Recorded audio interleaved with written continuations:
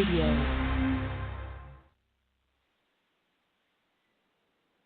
Hello, hello, everyone. Good day to you. It is November 14th, 2018. This is Molly McCord, and welcome to this astrology podcast where we talk about the energies and astrological stuff that's happening around us at this time as we all spin around on this blue and green marble in the solar system. We look at what the energies are, what's coming up, what is the feelings that could be evoked in us, what are the reactions, what are we coming up to see and to heal and to understand. All of this is through the lens of consciousness, and that's what I offer you, is how to look at that in your life and in your world.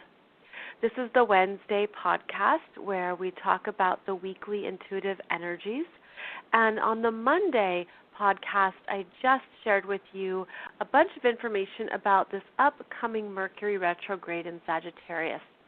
And that will begin on Friday, November 16th. So we're already feeling that now because Mercury is at 13 degrees of Sagittarius, moving very slow, and being in that place of pausing, understanding that it's time to regroup, reflect, reconsider, and also to bring energies back to ourselves where we maybe have become scattered or felt out of touch. The Mercury retrograde is always about bringing it back to you and understanding that that is part of your power. I love Mercury retrogrades. I think that they are fantastic, and I think that we can work with them consciously to make the most of them. So that's the perspective I offer you.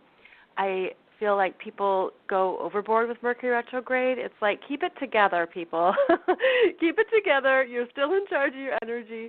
And with higher consciousness, we know that, right? We know that we're in charge of our energies no matter what. So Mercury retrograde begins Friday, November 16th, and it retrogrades back to 27 degrees of Scorpio until December 7th. So we'll be going through a review process, as always, and looking at what we missed and what we need to claim in a new way. So please check out that podcast if you want more information about this Mercury retrograde.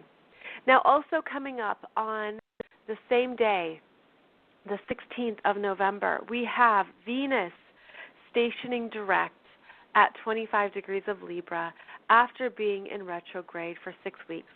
So she's moving forward now, and she's also going slow this week. She's also applying the brakes and asking us to be very conscientious and to look at what we have discovered or learned about self-worth and how we show up in relationships with other people with that new understanding.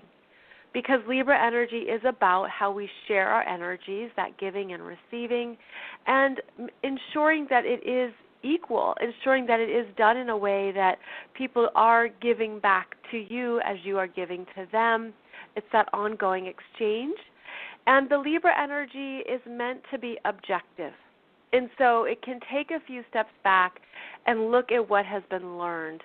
Look at what you have reflected upon or understood. And this is wherever the 25 degrees of Libra is in your chart. If that is if that's an important point or planet for you, then Venus is hovering right there all this week. And she's doing so before she moves forward to 26 degrees on Tuesday the 22nd. So Venus is hanging out at 25 degrees of Libra, applying her sense of decorum and evaluation and really looking at how she can receive. Venus is how we receive, and it's based on that we also understand how we are loved and feeling loved, and how you allow the right people into your world who reflect that back to you. So Venus right now is asking you to find some stillness. As a planet, stations, what they're doing, what that means is that it's stopping. And it's just like driving your vehicle where you are changing directions. You've been in reverse, then you apply the brakes, and you shift into drive to go forward. So Venus is applying the brakes right now and coming to that pause, that point of, let me sit with this and be in the stillness of what I have learned, what has come up, what emotions have been revealed to me, what healing layers have been revealed to me. And this is all since October 6th, when Venus stationed retrograde at 10 degrees of Scorpio. So there's been this opportunity to really look at the people in your life who are right for you and how they are respecting you, honoring you, how they see you. And because it's Venus, this is feminine energy, so it could be mostly women, but it's also the feminine energy within yourself that's being re-examined and looked at as well in how you are loving yourself and how you are taking care of yourself. On that note, I have a little bit of a cold that I got from my toddler son. You might hear it in my voice. So I have been required over the past 24 hours to go slow and to rest and to take care of myself. This is the simplest version of self-care, right, where we just say rest, relax, don't push yourself, just be. That's one of the themes right now because we're meant to be in this slowing down and assessing ourselves, assessing our energy, and staying in alignment with our higher intentions and our higher consciousness. So Venus is going slow right now. Mercury is also going slow right now. They are both changing direction on November 16th. And as if that weren't enough, Mars is also changing energy on the 16th of November. And he's finally leaving Aquarius and entering Pisces. Now, because of the retrograde period over the past summer, Mars has had a really long time in Aquarius. And he originally entered Aquarius back in May 17th. So from May until now, this week in November, the masculine energies have been going through another reprogramming because of that retrograde energy this past summer. But it's in Aquarius, which is a very quantum energy. And it's the energy of the future, of potential timelines, of different trajectories. It's the energy of your vision of the future, of where you want to go, what's bigger than you, and how to get there, how you're connected with humanity, how you're connected with the people, a bigger sense of the world. Aquarian themes. Aquarian themes also include revolutionaries, rebels, the ones who are unique and brilliant and do things differently. Mars in Aquarius has been asking each of us to look at where we are going, because Mars is our action, our desire, where we go for what we want. And if we are truly in alignment with that energy trajectory, and how you're meant to think in terms of the bigger picture of what does humanity need and how am I contributing to that? How am I energetically showing up? What am I doing about it? Mars is the doing energy. And so all this time in Aquarius, and yes, Mars was in Capricorn for a bit as well, but most of the time since May has been in Aquarius, is about the bigger picture and understanding that, you know, there's multiple timelines, there's multiple potentials, there's multiple possibilities. What are you consciously choosing to direct your energy towards? And this is a mental energy. Aquarius is an air sign. It's cerebral. It's called a fixed air sign, which means it is very much about I'm going to commit to an idea. I'm going to commit to a vision and stay there. I'm going to go for it. It likes reliability. It likes what is known through routines. And so all of this energy comes into the mind that brings up first the questions often of where am I going, but the Mars is the physical body and taking action and feeling like this is where I need to go. There's a sense of this is my desire. This is what's bigger than me. And so there's been this collective energy layer. I see it as a grid, as definitely part of the matrix, as a grid of collective energies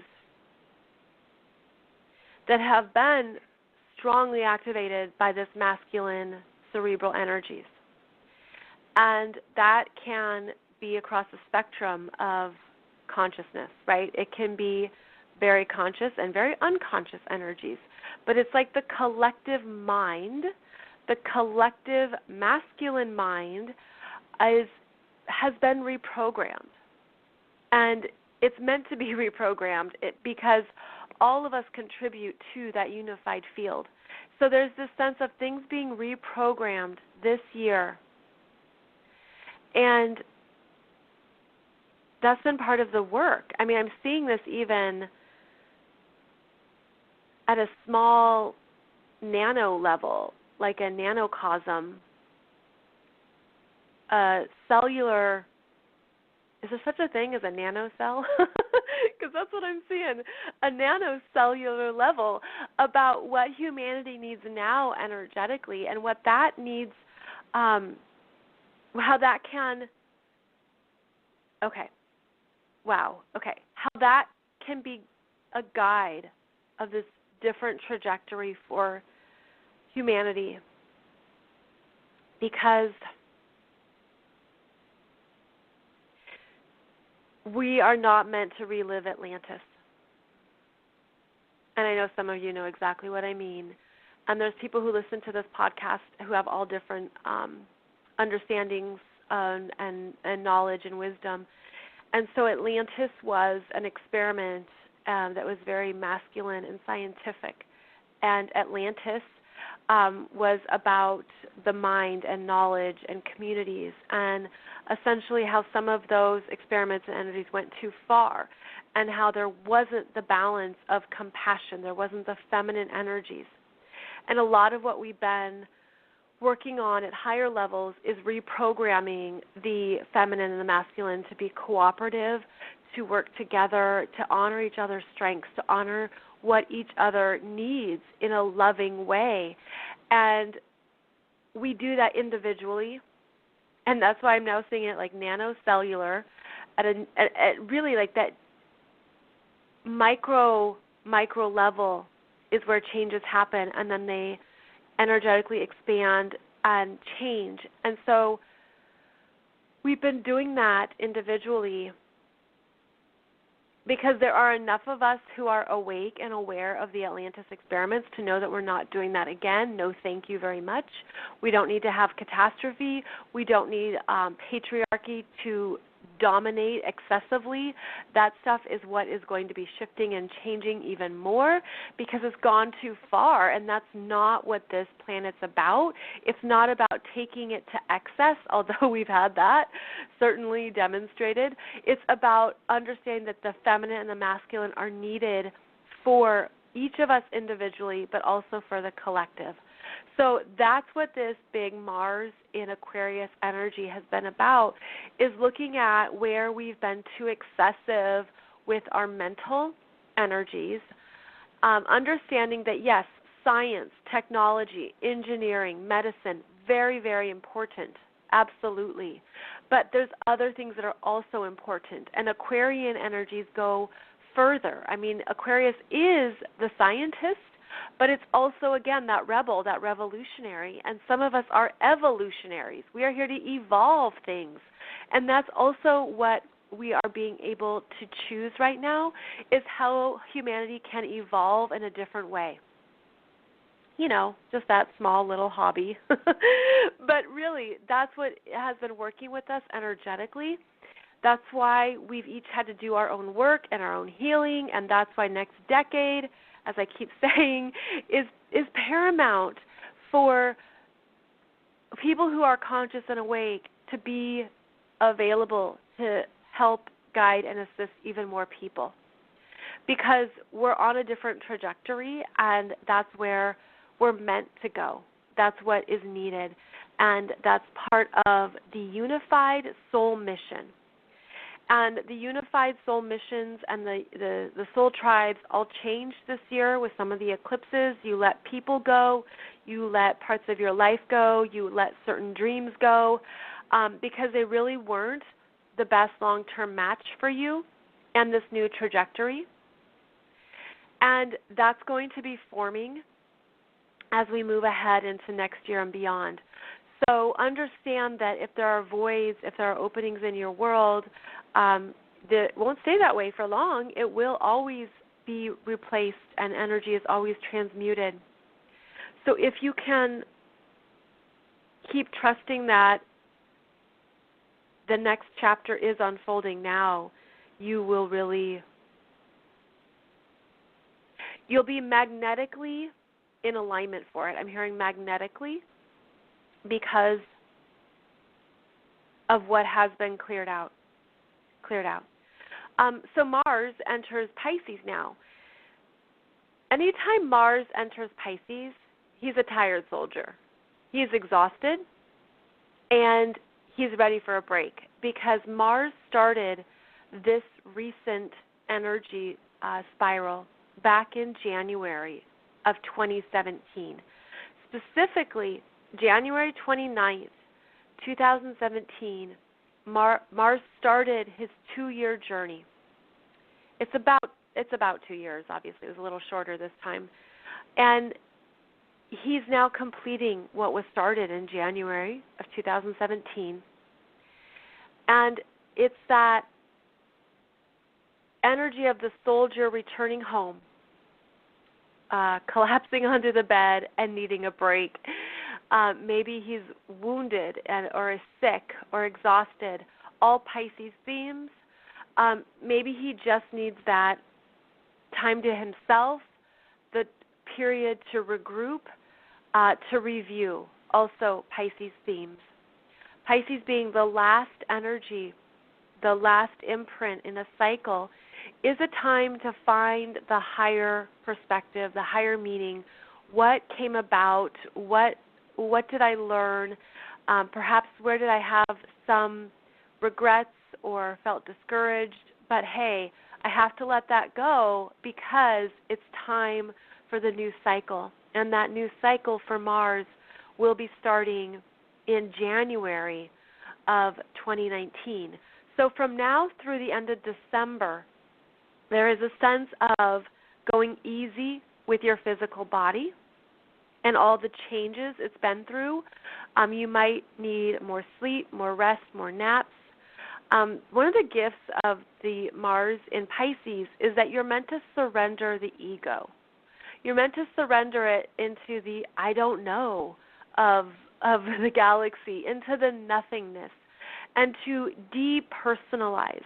Now, Pisces can be sensitive and it's intuitive. It's a water sign that is emotional, and so that's why part of the Pisces experience is anything that supports the release of what your body is holding, of where your body needs a break, of where your masculine energy needs a break, and that doesn't make it weak, and that doesn't make it less than. It makes it stronger. Because think about how we need time off to gather our strength and to get back out there, right? We need that time, that downtime. And it's actually in the downtime when you are mentally free and you're in tune with your emotions, you're in tune with your needs, that you get more insights. You get those intuitive hits. You get that bigger picture understanding. You see something that you didn't notice before. So that Pisces energy is meant to support us in allowing the downtime, allowing the rest and the self-care, taking care of the body, and being gentle with it. Also, watching how your body is going to give you messages, and to trust those messages, because that's part of the Pisces energy as well, is to trust what you feel, to trust what's coming up. Pisces rules the feet. Maybe you need a foot massage, you need some reflexology, you need anything that supports the feet. It's interesting because of how the feet ground us, right, and how we need to be on our feet most of the hours of the day. But it's when we are off of our feet that we feel a new sense of relaxation. And that's part of this time too. So it's interesting because Mars is not strong in Pisces. He's that warrior that wants to charge and go for it, but it's like running in the ocean, or because Pisces is the ocean. And so Mars can feel, what it is Mars can't use his typical weapons, if you will, his typical energies in Pisces, and that's the surrender. You surrender the ego, you surrender your physical self, you surrender and you trust and you listen and you feel. And it's through that reflection that you understand your own strengths and you understand this last cycle that's completing. So Mars in Pisces is quite interesting as we end out 2018, because it is a slow down energy. Be careful of getting sick. Pisces is associated with sickness and illness, any of the flu, the colds, all the stuff that gets passed communally, and to take the necessary steps to wipe things down, maybe even excessively, just to stay healthy. On that note, I wanted to give you some more practical tips for the Mercury Retrograde energies, because Mercury Retrograde, as you know, is also a slowing down. It's a slowing down and reassessing and reflecting, and Mercury is about the communications and our phones and electronics and our cars. So every Mercury Retrograde, one thing I do is I will go through my inbox and unsubscribe to emails that I haven't read. For me, it's usually a lot of retailers. I get a lot of retail email. Unsubscribe. I don't need that. So that's one thing you can do for Mercury Retrograde. Another is to look at your phone and to look at the apps you have on your phone. Do you use this app? Clear it out, uninstall it, delete it. On your computer, do any of that. Clear your cache, clear your browsing history, like wipe things clean. That's part of this Mercury Retrograde, is just getting caught up with stuff that gets cluttered, that gets, we don't think about it, and it's like, I should really get rid of some of this stuff so that life doesn't feel so busy, or I don't feel like I have so much stimuli. So look around in the practical things that you use in your life and what needs to be cleared out, what's too much, what do you want to get rid of or clear out. That's a wonderful use of the Mercury Retrograde energies. So basically, Friday, Saturday, and Sunday, 3 personal planets are changing direction and changing signs. And the personal planets are all about how we relate to ourselves and relate to each other. And so this means in your chart, these energies are shifting. And they're going to show you something new, something you didn't see before, something you overlooked. And they're also can make things energetically, it's like a zigzag energy where it can feel shifty. I said F in there, by the way. I said shifty. And it's meant to be slow. Just take it slow, be gentle, be compassionate and kind to yourself and to other people, because when the personal planets are moving like this, we can be unconsciously agitated or irritated because we feel these energies all changing at once. And it can throw you off a little bit. It can feel destabilizing. So be kind to yourself, go slow, perhaps don't overbook anything, and just allow some things to smooth out, get ironed out, and it should feel clearer after these 3 personal planets are back up to speed next week. Now, speaking of next week, on November 22nd, the Sun will go into Sagittarius. From now until November 22nd, we're finishing up some time in Scorpio. Scorpio is the most intense energy, the most intense planet. It really requires us to dig in and dig deep and to, look at some things that we didn't see before. It's associated with the underworld and what we didn't know was operating in our psyche. It's associated with our fears.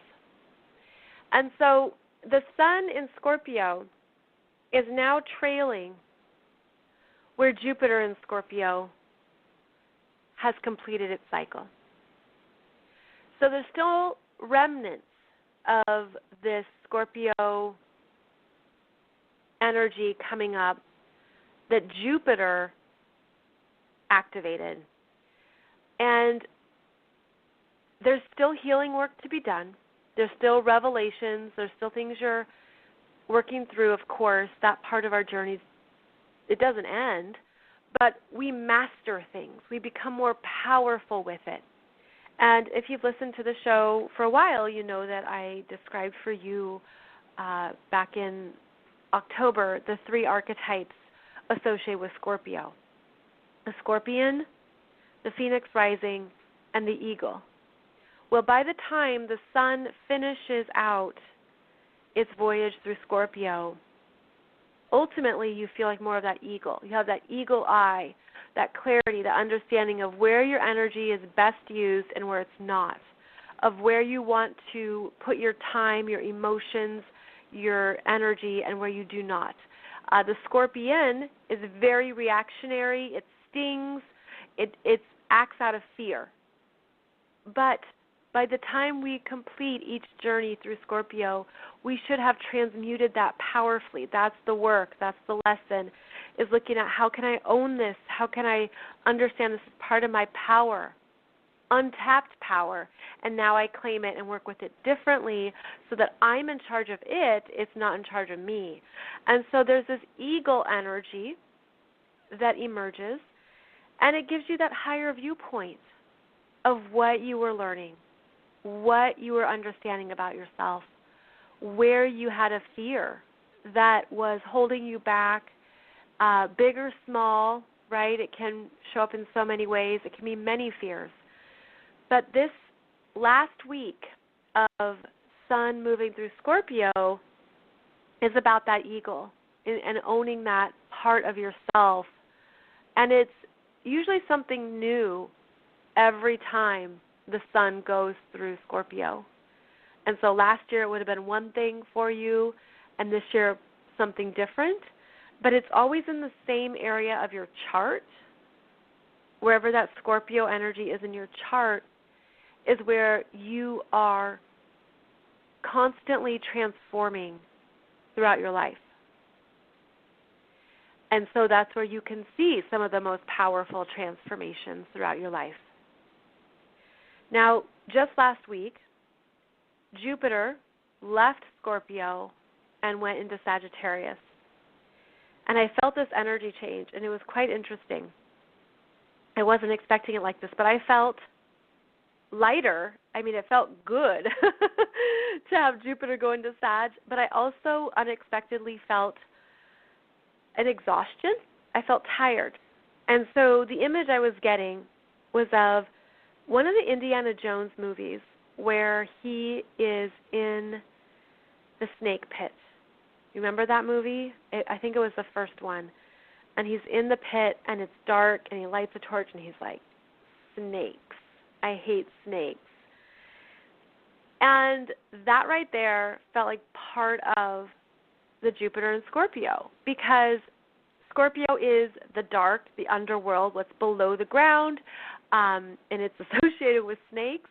And then Jupiter is about a lot of something. Jupiter expands, so it's a lot of snakes. So I thought that was a really funny visual to get, that a part of us has been dealing with the energies we didn't realize were there, and it could have felt like a lot of snakes. Now, I know that snakes are magical, and I know snakes are wonderful, and that there's great things about snakes, but in this example, what I'm saying is like it could feel that you were dealing with a lot, and it was overwhelming, and you didn't know what to focus on.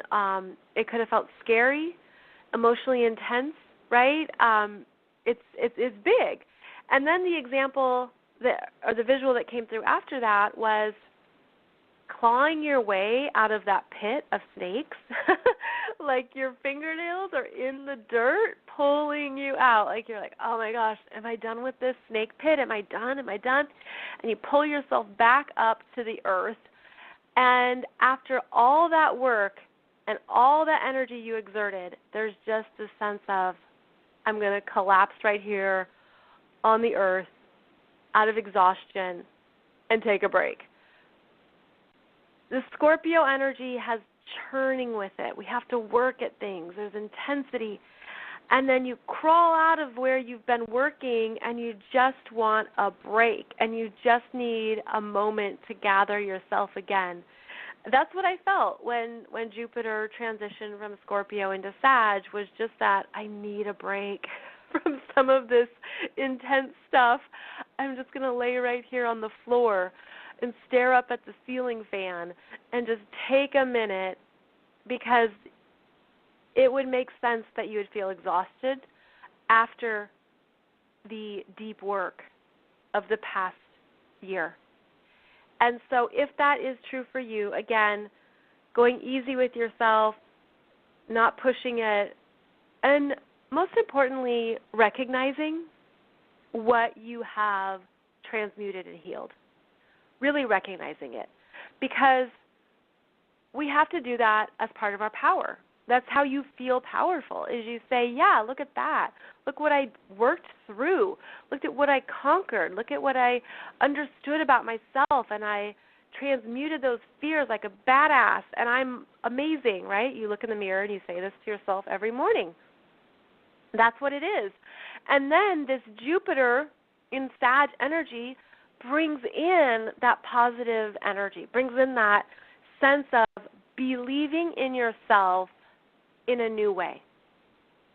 And that's what Jupiter in Sag is doing right now. It's asking you to really believe in who you are, in what you've been through, what you've understood, what has come up for you, all of it, right? All of it, all of the learning and the experiences. Now, there's more learning to come.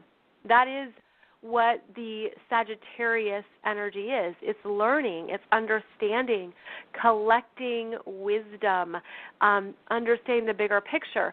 So there's more of that to come, but it is important to acknowledge how far you have come along the way. So Jupiter is now in Sagittarius, and as I do this show, Jupiter is only at 1 degree of Sag, and is going to be making some pretty awesome conjunctions here with retrograde Mercury and the Sun in Sag the end of November. November 27th and 28th are pretty powerful days. That's at 4 degrees of Sagittarius, and that's where there's a renewal, a revival, a rejuvenation, a big energy download as the biggest planet in our solar system, Jupiter, connects with the brightest Sun energy, and then our retrograde is where that energy tries to integrate and get infused. So we're going to have a download, a really big download here by the end of November that gives you new insights and ultimately is showing you and asking you, what do you believe in now? And does that include yourself? And what does that mean not only about yourself but about the world at large? Sagittarius is about the bigger picture. It's about the world and other people and other understandings of the world and how those can all mesh and come together and coexist and how we have to make sure that we make the choice to do so, to be inclusive. What's that great saying? Build a longer table instead of a higher wall. So I feel part of this Jupiter and Sag energy is building longer tables instead of higher fences or higher walls. And that's timely. That's very timely for the world that we are in right now. We're each being asked to contribute in that way and to look at what you believe in. So this can show up in so many ways. I mean, it's not only within yourself, but it's also what you contribute to the world and what you give other people and how you offer what you believe to others. And that can be energetically, that can be emotionally, financially, psychologically. I mean, there's so many ways to share your energy and what you believe in. One of the things that I've done throughout my life is I really believe in donations and contributing to nonprofits, and especially those people who are on the ground, who work in these industries every day and who are helping people live their lives. And I often donate food to local food banks. And so last week, as Jupiter went into Sag, I sent a big order of food to a local food bank here, including like diapers and all things that babies need. And it makes me happy to do that. That's my intention. And I do it anonymously. Well, it wasn't anonymous, and I was so embarrassed. They actually called me out on it, and that wasn't what I'm about. It's not about me. It's about the giving, because I believe in what they do. I believe that when people are hungry, they need food today. People need food today. Babies need diapers today. So that's where I put my energy right now, is in believing that people need support and what can I do to contribute to that. And that doesn't always mean money. That can mean your time. That can mean acknowledging and thanking people who do something that you believe in. You see how this is how we contribute and share positive energy, is looking at what can I contribute to that's bigger than me, that helps the world, that improves the world. So like I said, I love donating the food, but is there anything that you would want to contribute? And it doesn't have to be monetarily, but think about it. I know this time of year is a big time for charities, nonprofits. They're usually trying to get donations and to ramp up for their heavy load right now. But people need support throughout the year. And that's part of this Jupiter and Sag, is what do I believe this world is about? And if I believe that there is good in the world, how am I actively creating that good? How am I giving and passing that energy on? That's part of this rising energy.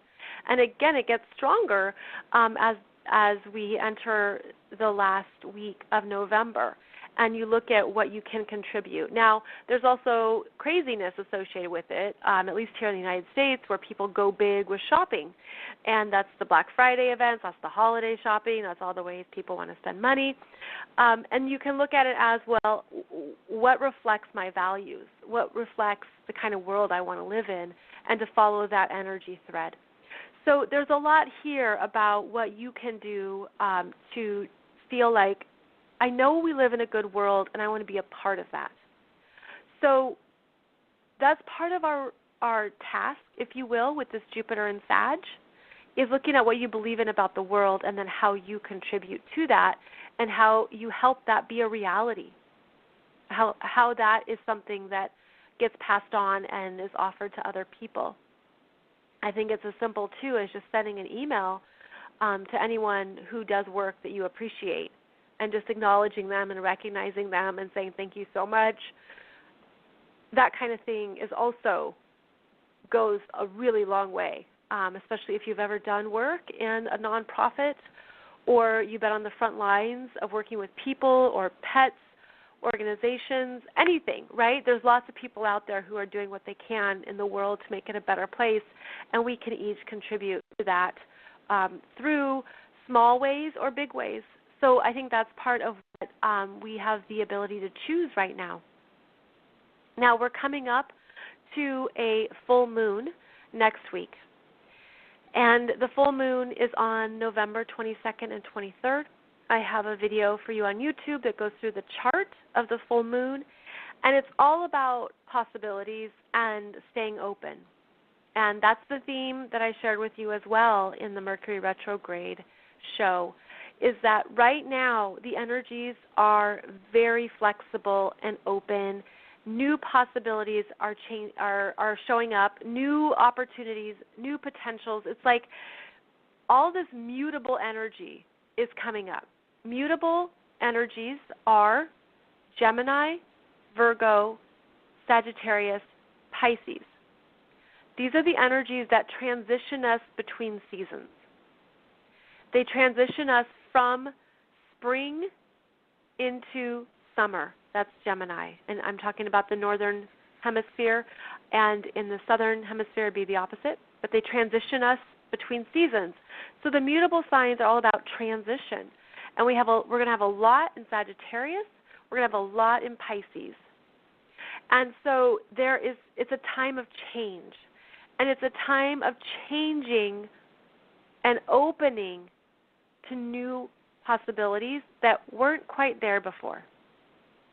We're going to have 3 planets in Pisces: Neptune in Pisces, Chiron in Pisces, Mars in Pisces. This is the area of your chart where something is completing and winding down, where the wheel is slowing down and it's turning off, if you will. The faucet's turning off with the Pisces energy. And then we're going to have these 3 planets in Sagittarius: the Sun, Jupiter, and Mercury. And that's where something is expanding. This is the area of your chart where there's growth and possibilities and something new, perhaps, that's taking off or blossoming. So there's 2 parts of our lives that are requiring very different energies from us. One is endings, that's the Pisces. One is expansion, that's the Sagittarius. The Pisces endings are not new. You've already been working with them. You've already known about them. And they're closing out this year as Mars comes through in Pisces to give them that final boost of closure, if you will. And then we have Chiron in Pisces going back to 27 degrees, also completing energies that you were working on earlier this year. So things are winding down in some area of your life so that this expansive energy can be where you feel a rise in your energy. You honor where you need to go and grow next, and that it brings in that fresh abundance too. I mean, Sagittarius is abundance. And so there's this sense here of I'm ready, I want it. I'm understanding that some parts of me are done, some parts of my experience have completed, I bless them, I'm grateful, and now I'm ready for this next chapter, this new start, this new part of me to expand with greater confidence, greater trust, greater belief in myself. So those are the energies right now of November. Very dynamic, right? Like we're being set free. There's parts of you that are hopefully feeling free from what you went through earlier this year. And I hope that helps you understand that there's more good things to come. They're already underway. And if you can put your energy intentionally into what do you want to create next, what do you want to expand next, that is where you'll feel a snowball effect, where the energy will show up to help you push that stuff forward, to push that energy out, and to say, this is what I am choosing. I'm choosing this energy for me. I'm grateful for what this year has brought so far, and I'm okay with some things ending, but I'm ready for the next to begin. So I hope that has been helpful, my friends, with what is transpiring here over the next week. I'll be back on Monday with a special show for you about Venus energies and friendship. Venus and Friendship on Monday, and then I'll be back on Wednesday with another live podcast for you. Thank you so much for joining me. I appreciate your presence and your connection, and I'll see you here really soon. Take good care. Bye-bye.